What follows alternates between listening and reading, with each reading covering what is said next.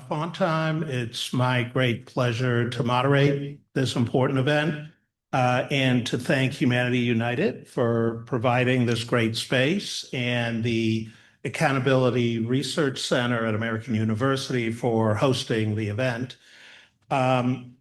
Today's program has two goals. The first is to launch the Accountability Research Center's, or ARC's, latest publication, Upwelling Fishers Organizing for the Rights and Fishery Sustainability, which was produced in collaboration with the Fisheries Governance Project. And second, to talk about how these trends in fisher organizing can contribute to stronger human rights due diligence, and how we can facilitate more dialogue between fisher organizations and seafood buyers and producers. I recommend the report highly. It is both very broad and very deep.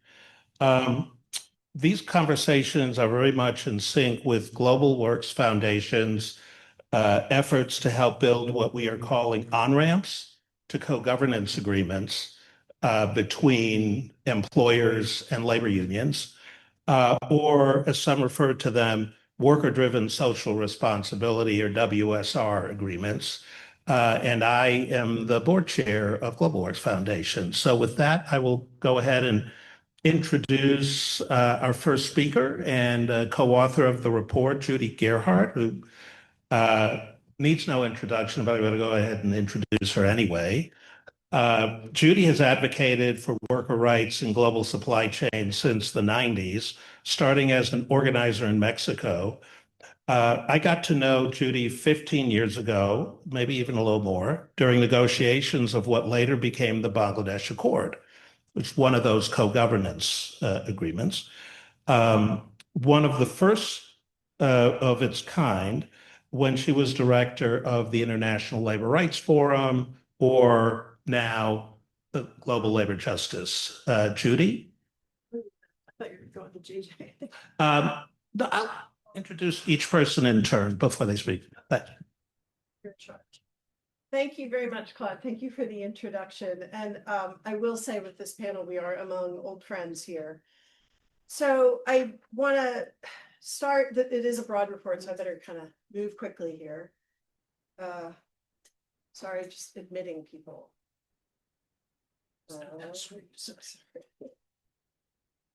Okay. Sorry about that. Okay. I want to give a shout out first to, once I figure out how to advance the slides, thank you. Sorry, I thought we had the same university issued computers, but apparently you got a better model. So, what can I say? Yeah. So huge shout out to my co-author, Connor Moynihan. There are some very, very complicated data tables in there that was like hall of mirrors work to try and figure out. And everything here we're about to say, these are moving issues, moving data, moving organizations, moving policies. But Connor's been with me through thick and thin. The research collaborators, the fisheries governance, I want to call out are my colleagues in the mid row: Meredith Lopuk, Heidi Schutenberg, Peter Horn, JJ. We've been through a lot together since COVID, working on the Fisheries Governance Project together, and they've had a hand. And Environmental Justice Foundation had another heavy advisory role in this report, I would say. But we really worked with local groups on the ground, and they're all listed in the report, the individuals and the NGOs on the ground who helped us understand each country.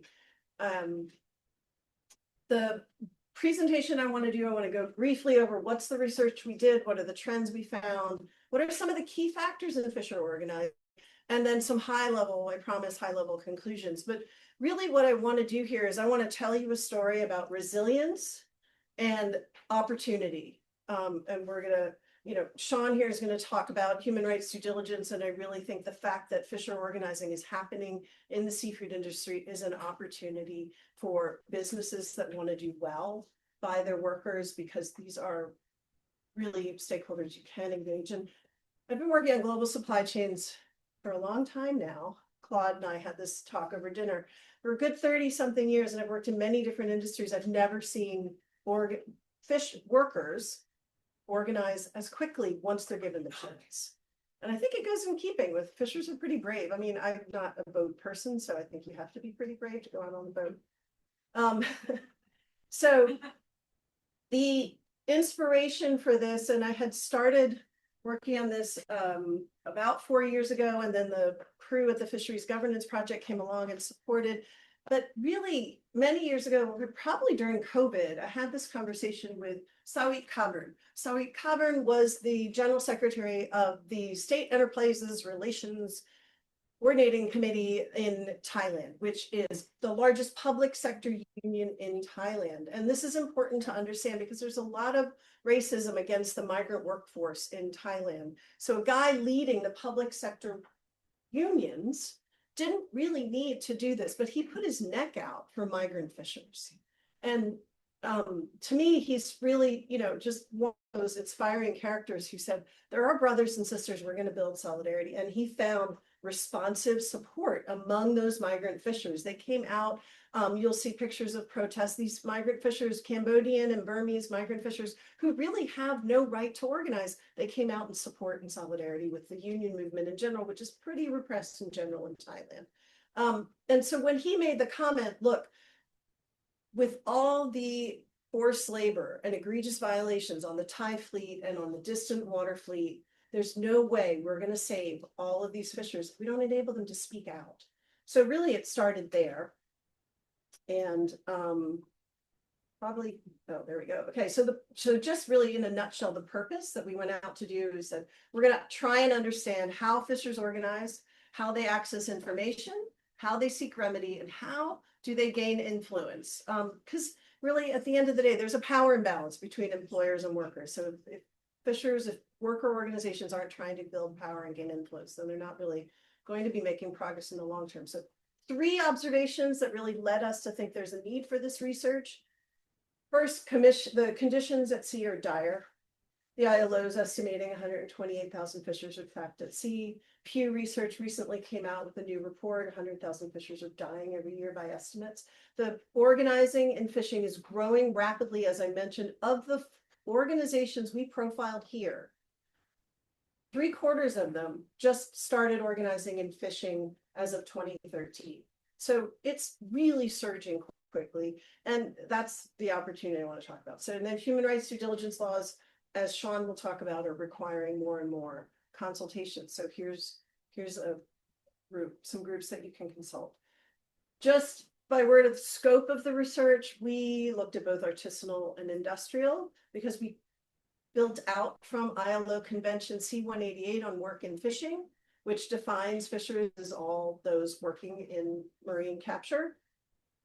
And we looked at 6 different countries. We selected the countries, again, tapping our networks within the Fisheries Governance Project. We talked to GLJ and EJF and Pew, and we really came out with sort of a list of 6 countries where we thought, okay, there's dynamic organizing among fishers, there's new organizing, or there's organizing at risk in these countries. So it's a bit of a mix, and as you'll see. So I'm going to try and give you a little bit of a snapshot of each country, cast of characters. Apologize for speaking a little quickly. Thailand, which really kind of spurred a lot of activity around labor rights in the seafood industry. 2013 to 2015, there were massive media exposés on egregious abuses. I mean, fishers who were at sea for 15 years, fishers who were held in cages, and there were just these horrible abuses happening, and they were linked to some of the global retailers. So that really brought a surge in activity. And I have to give a shout out to our colleagues at the Environmental Justice Foundation and Global Labor Justice at the time, way back in respectively 2009, 2012, and Human Rights Watch had already been documenting these violations. But once the media got a hold of it and connected it to the global retailers, the debate changed. Also, the EU and the US started applying trade pressure. We got reforms to move in Thailand. They started port inspections, although to this day, the port inspections are weak. Just by way of example, in 2020, there were 44,000 port inspections, 20 violations found of forced labor. As much as the situation, I have to say the situation has improved with as far as the egregious abuses. Forced labor is still endemic in Thailand. for many different reasons highlighted in the report. You have forced labor that's just bonded labor and fishers unable to leave the vessels when they come into port. And there's backsliding with the vessel operators pushing back against some of the reforms. And this is significant because in Thailand, you don't have the ILO conventions 87 and 98 on the rights to organize and bargain collectively. This is important because you don't have the ability of the fishers, especially the migrant fishers who can't form a union or lead a union, to really speak out and object to what's happening. So as you have backsliding, well, of course you have backsliding because you don't have the civil society ability to kind of push back against it. Although I think several of our allies have been doing a heroic job and we've managed to at least staunch the bleeding and prevent the majority of the backsliding, but it's still an important call out. And the Fisher Rights Network, which is one of the larger of the fisher organizations featured in the report, which has been supported by the International Transport Workers Federation. They now have 4,000 members in 3 ports. So despite the limitations and despite the fact that these guys are really under threat, it's huge. Sorry, admitting people. Okay. Sorry, Connor, I'm going to need you to advance the slides.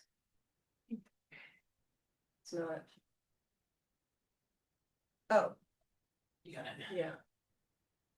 Okay, so Indonesia, really quickly. So if Thailand has fishers not allowed to organize, but yet they are organizing into a union, Indonesia has fishers allowed to organize, and there are a lot of unions. They're not exactly behaving necessarily the way we would think unions are behaving, right? They're not necessarily charging dues or seeking to negotiate with employers, but they're building solidarity, they're building power, they're building protest actions. And I think it's really just ripe as far as membership-based organizations. They're still an important entity in that country. They're supporting a lot of grievances. You have a problem in Indonesia where you have the majority of workers go to sea for 2 years at a time, 2-year contracts. It's very hard to communicate when you're at sea.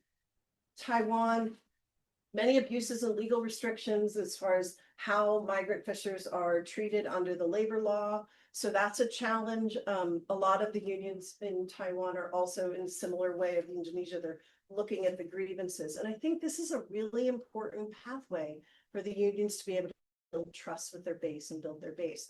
The important thing in Taiwan, the Indonesian fishers in Taiwan, FOSBI really led the charge on demanding Wi-Fi at sea. JJ is going to talk about that, so I won't take more of the time. Artisanal fishing. Ecuador is a fascinating country. If I could characterize each country, I'm trying to come up with like, I'm going to come up with comic strip characters for each one, but Ecuador does not really eat fish. It's one of the countries that eats like the least amount of fish, yet they have massive tuna and shrimp exports. And I have to underline that shrimp aquaculture, $500 million in World Bank money went into shrimp aquaculture, mostly for exports. It's hurting their local crab pickers. There are lots of questions around this.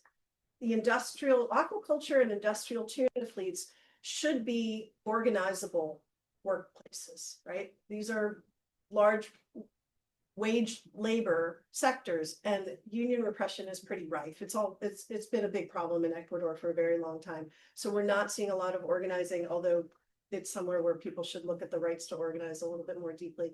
And the artisanal sector, however, is very well organized, but they're struggling with the fact that the government is really more interested in the export sector and also in getting recognition. They're also having lack of access to healthcare, and there's a lot more precarity that goes on with the artisanal sector. So Ghana, I think, trying to decide which one interesting, but Ghana is in a fascinating process. And I want to say Ghana is kind of our success story on some of the issues we looked at. So Ghana has this very large artisanal sector of these very large canoes. I mean, they're sending out like 8 to 10 guys on these canoes overnight fishing. And that sector is in conflict with the industrial trawl sector. Now, USAID and the International Labor Organization did some amazing work convening dialogue, pulling everybody together and moving the discussion. So now Ghana has adopted Convention 188 on work and fishing. There's a co-management policy where the fishers have a voice. So we want to say it's a success story. We're not sure, especially given that that funding has been withdrawn. So we're hoping the Ghanaians will carry it forward, thankfully, because the dialogue piece has been put into place. All right, Mexico, I saved the best for last because this country is very close to my heart. Mexico has been plagued by US trade embargoes for many decades. I worked there in the 90s. It was all about the tuna dolphin issue. It's still about the tuna dolphin issue. This country has the 15th largest coastal border of any country in the world. And we just keep talking about this one little corner of Mexico. There's so much more going on. And it's been a real coming together of the environmental movement and the fisher cooperatives in an interesting way, where for many years there was a lot of tension, but they've overcome it and they're working together. The co-ops are still seeking more recognition for the work they do, because you've got criminality on the water, violence on the water, illegal fishing. The cooperatives are the ones that are putting in the money to pay for the fishers to go out or to, I mean, I can't tell you how many different states in Mexico where the cooperatives have said to me, oh yeah, when we see criminality on the water, we have to go get the Navy, go get the Fisheries Ministry and put them on our boats because the Navy itself doesn't have boats to go out and bust. I mean, this is really a lack of investment. So high level, and I'm rounding the bend here on presentation. There are some differences between organizing in the artisanal sector and the industrial sector and the types of organizations. Obviously, artisanal sector workers, for the most part, don't have visa issues, but contracting issues they play out differently in the size of the vessel and the time at sea. But I have to emphasize, worker organizing, there are always elements that are similar. And in the fishing sector, we found a lot of similarities, although they play out differently. Violence on the ocean. Obviously, with the migrant fishers, there's this tremendous amount of danger and violence that happens with fishers being beaten, fishers having beriberi because of inappropriate food on the vessel. And the list of abuses goes on. The artisanal sector, though, because of the criminality on the water, there's extortion. So you have in Ecuador, the cooperatives in Ecuador are tracking the numbers of deaths and the numbers of motors stolen and fishers who have disappeared. And it's been going up little by little every year. It's really troubling. And again, the fishers have to organize their own rescue. Isolated at sea. So there's no Coast Guard to go rescue them. You know, you get your motor stolen when you're out there fishing. And of course, you've gone out farther because there's less fish and everything else. You get your motor stolen, who's going to come get you? Well, there's no Coast Guard really going to come get you. You have to figure out some kind of rescue party within your cooperative. Again, another reason for fisher organizing.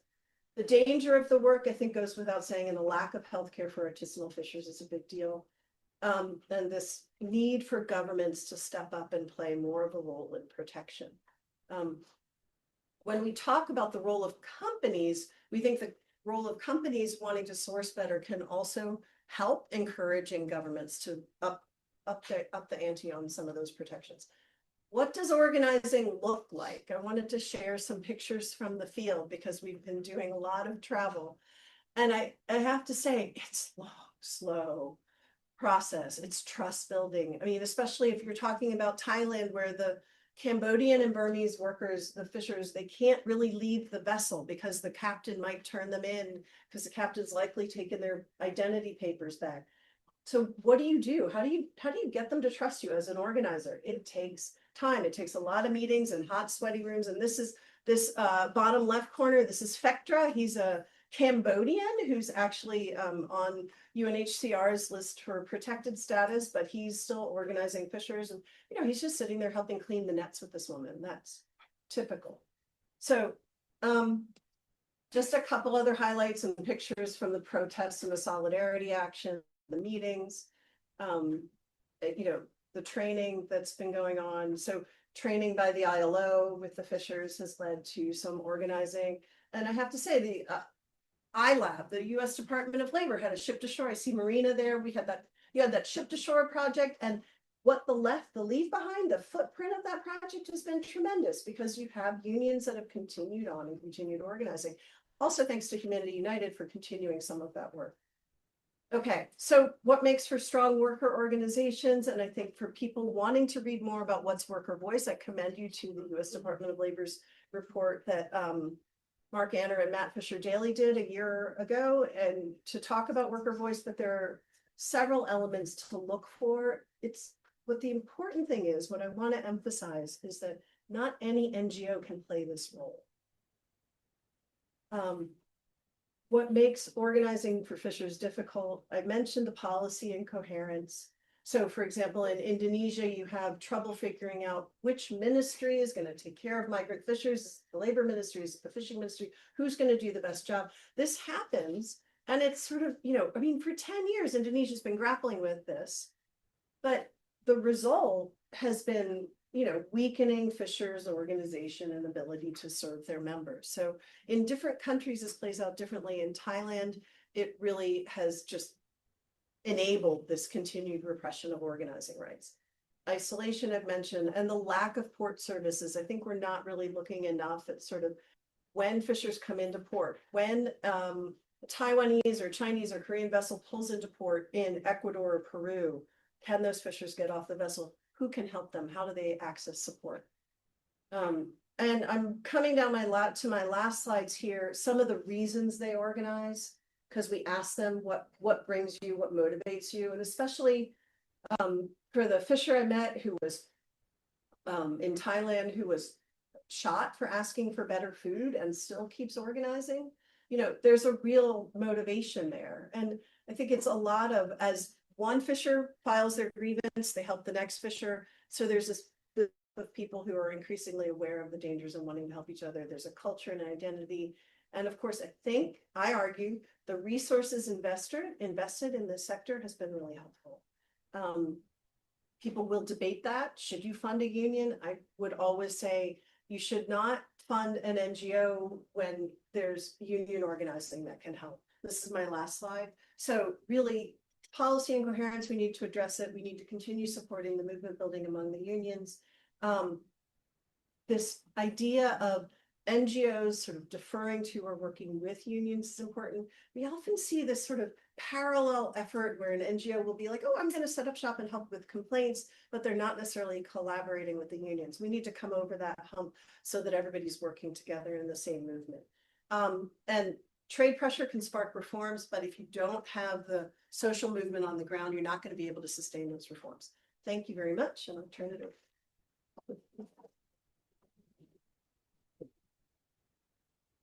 Judy, that was an amazing overview, but there's so much more in the report. So if you haven't read it already, I recommend that you read it. It's very readable, won't take that long. There's a lot in there, though.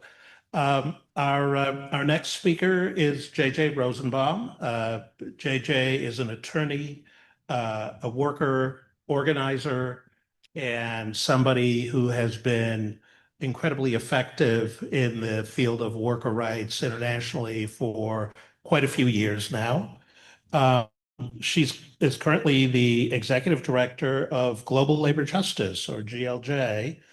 And as I mentioned earlier, GLJ merged a couple of years ago with the International Labor Rights Forum. They are now one and the same. I'll go ahead and list the various things you've done, but Fine, I think that's good.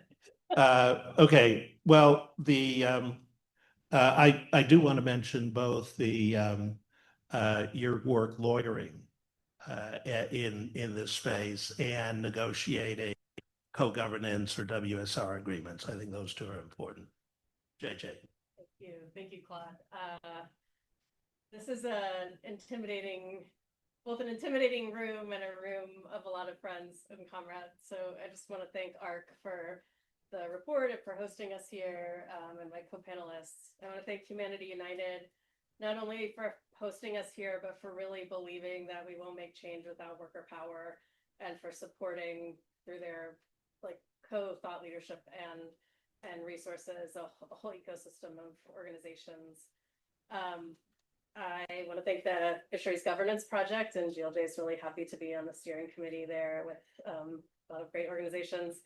And as I walked in, I'm not going to say names. We're not in a time where we're doing this right now, but I'm just looking at this side of the room, and I'm seeing some amazing women who, through various roles in the U.S. government, have laid the foundation for a huge amount of this work, and many of us know that and know we wouldn't be here without them.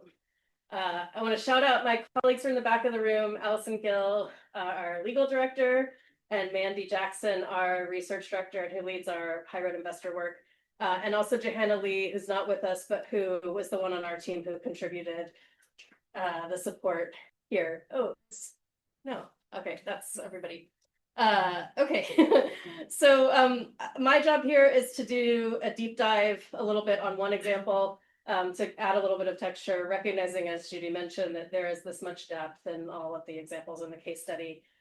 So I wanted to talk about the Wi-Fi for Fishers Now campaign, and how it has helped create some momentum and some centering of worker power in the field. For us, it's very much grounded in freedom of association. And so I'm going to say this because I think it's really important in a room of people who come from different approaches, that for global labor justice, do I need to do something? Do you have slides? I do, but I think Claire stepped out, so it's okay. It's fine. No worries. It's really fine. I'll just say it. No, it's great. Freedom of association and collective bargaining are fundamental rights. This means it doesn't matter what conventions you sign as a state, you're obligated to respect these rights for all workers, migrant workers, citizen workers, whatever, in your jurisdiction. For us, where workers can exercise freedom of association, they're likely to have higher wages, a world free of violence and harassment, safe and healthy working conditions, and be free from forced labor. It's an enabling right. And freedom of association and collective bargaining also support democracy. They support resilient supply chains and fairer trade policy. And they are, for us, the fundamental labor rights. They're fundamental to the foundation of responsible business conduct conversations, and their absence is a major risk for investors and supply chain actors. And so our work, our approach is that we work with national, regional, and global partners to innovate supply chain agreements grounded in freedom of association, that draw from the long and beautiful history of worker movements, of collective bargaining agreements around the world, adapted to new business models for the global economy. In the work in Taiwan, we at Global Labor Justice started working with both a civil society coalition and a union called FOSBI that's based in Taiwan, and also has roots in migrant sending communities in Indonesia. And the demand that they had already been articulating was the importance of Wi-Fi for all fishers on boats, particularly when workers are going out at sea for long periods of time. It's hard for all of us to believe, it's hard for me to believe when I can't sit on this panel without my phone, that people are going months and months and months at a time. They're not able to talk to their unions to raise issues, they're able to talk to their families. It's a fundamental labor rights issue. It's a human dignity issue. And I think we have not found anyone that really will deny that. There's a lot of finger pointing about who might be responsible for it, but I think this is the kind of truth that workers can bring that is undeniable, that can help move the field. Taiwan is important because it has the second largest fishing fleet after China, and it has better conditions, but still conditions that need to improve. And migrant workers make up the majority of workers on the fleet of the distant water fishers. The organization that we work with, FOSBI, is based in one of 3 major ports in Taiwan, and the civil society actors, I just wanted to name them. It's the Taiwan Alliance for Human Rights, TAR, Serve the People, which is a migrant worker shelter in Taiwan, Stella Maris, which is the Catholic humanitarian organization that works with seafarers and fishers, and PARC, a labor rights organization in Japan, along with FOSBI and GLJ, make up the Wi-Fi for Fishers Now campaign. It's a good example of the kind of groups that can come together at a national level to support unionization, as well as to support these broader demands in all kinds of different places. Right now, the main call is for Wi-Fi access on board. It's pretty easy to understand. There are many complicated details, which we've worked out in our model guidelines, which Allison, I think, has some copies if anyone would like to have, or we put them over there, but they're also online. So big picture is clear, details are worked out. And the demand is that, in this case, the Taiwanese government can do it, but also many other entities can take responsibility. Supply chain actors could mandate Wi-Fi across their supply chains. Coastal waters could mandate Wi-Fi when ships come into their jurisdiction. There's many different ways this could happen. And again, we think this is fundamental to the duty and agency of fishers and getting involved in many of the other ways that Judy was talking about. It's also a way to begin to give fishers agency to combat IUU fishing. And so that's something that we talk a lot about in the fisheries governance project, that fishers themselves are coerced into illegal fishing. They are often the ones that suffer the responsibility and the consequences of illegal fishing. It's very rarely, if ever, the CEOs that get detained for weeks at a time or thrown in jail in a country that's not their own, or blacklisted from their jobs when illegal fishing is uncovered. And so that's one of the main roles that we have as the fisheries governance project, is bringing together folks working from the labor side, folks working from the IUU side, to really work together. And in my experience, it's one of the most powerful labor environment alliances that I've seen, with a huge amount of depth and understanding of the role of fisher agency in all of this work. So I think I will leave it at that. I'm glad our team is glad to talk to anyone here afterwards more about questions you might have about the campaign, or to set up calls, or to connect with you all. And thank you again, Judy and Claude, and passing it over to Sean.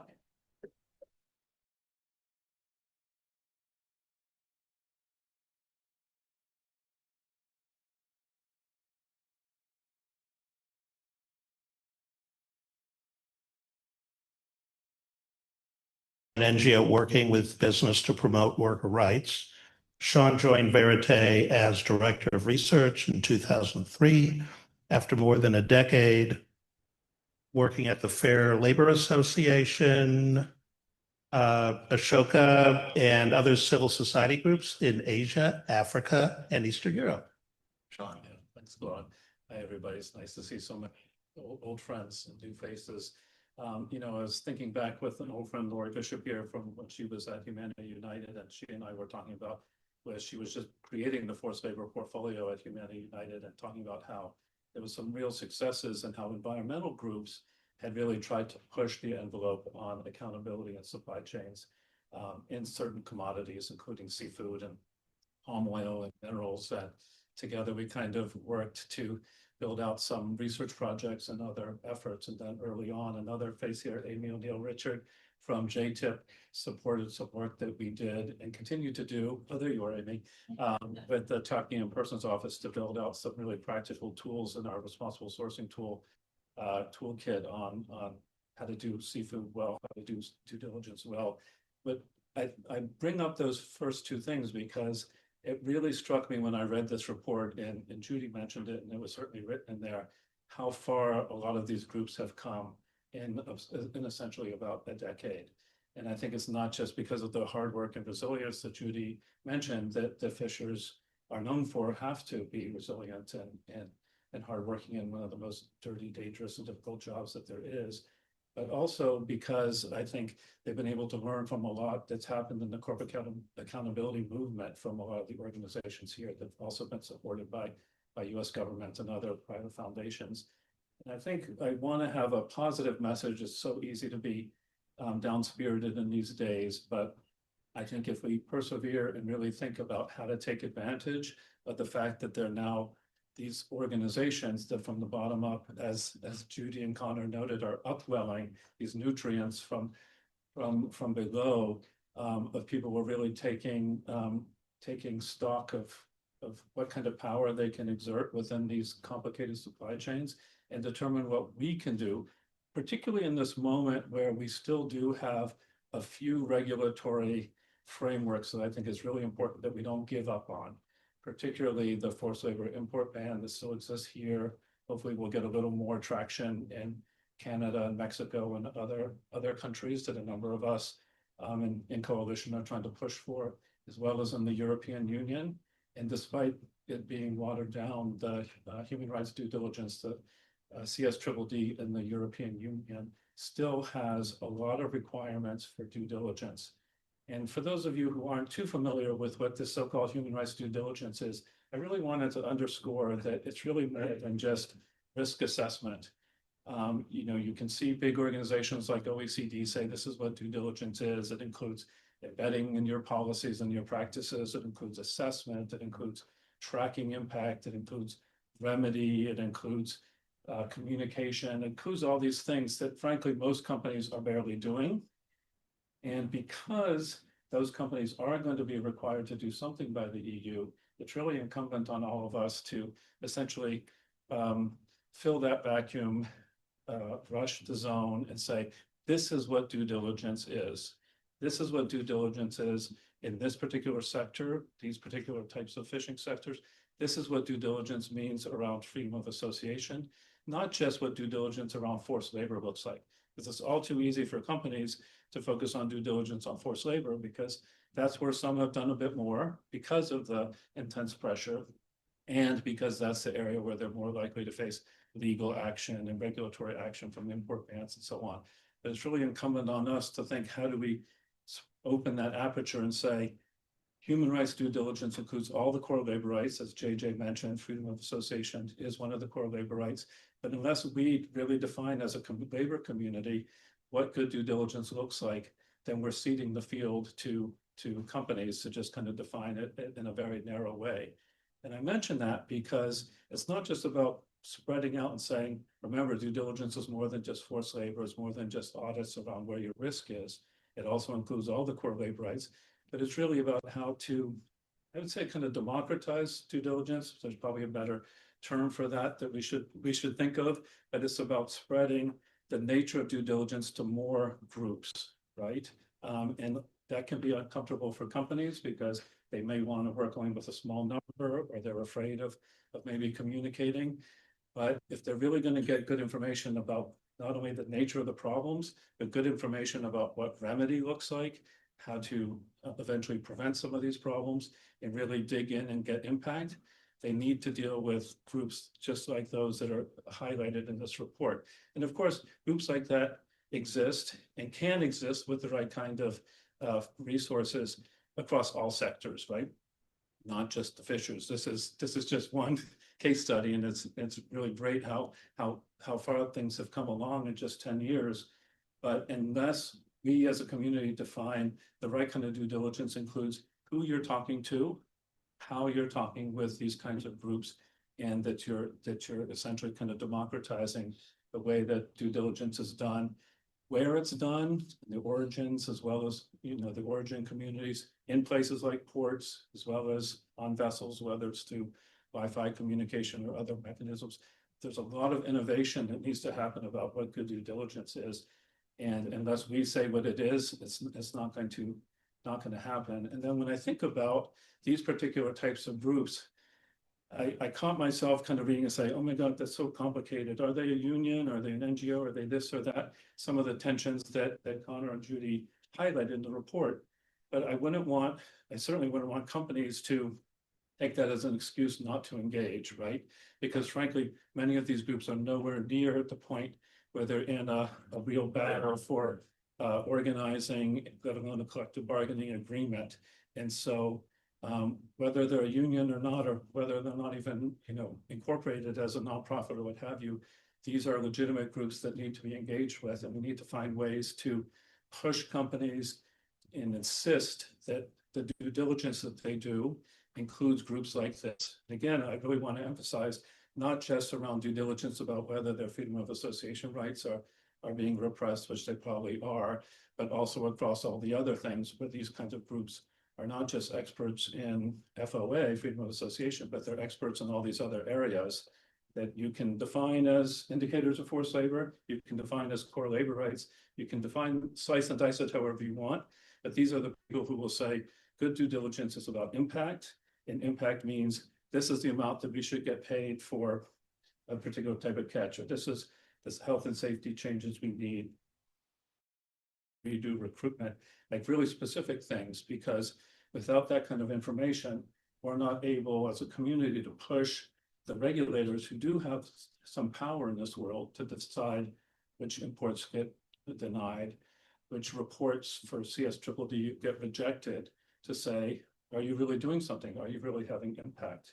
And I also just want to make the quick point around import bans that even though we don't quite know what this administration will do and how it will handle it, and one may think that the import ban is different than human rights due diligence. But in the end, when a company gets caught with a withhold release order, they fall back and those regulators will look at what is their due diligence. And so they really are kind of overlapping. And so that's why defining what the due diligence is enables us to kind of leverage both import bans on forced labor, as well as this more broad and deep human rights due diligence directive that's out there. And finally, I just wanted to say, with this CSDDD, this requirement for human rights due diligence, in addition to all the rights areas, there's a specific requirement that companies do so-called stakeholder engagement. That's another one of those terms that's easy to everybody defining it in a different way, or companies say, oh, we've been doing that for years, and list a couple of NGOs, but really good, impactful, quote, stakeholder engagement is another thing that we as a community really need to define and really give specific things so that those who are going to evaluate whether companies are doing stakeholder engagement, are they doing it right? Well, are they talking to groups like this? That needs to be the kind of metric that we as a community push. So those were some of the ideas I had coming from this report. Again, it's really exciting to see how much has happened. It's great to see so many groups that companies and others can engage with. And it's not so much a choice of this group versus that group. There's so much work that needs to be done. There's so many ways that companies need to engage at their supply chain at so many different levels that let's not get kind of caught up on terminology and really just push for more and deeper and more broad engagement from these companies. Thanks.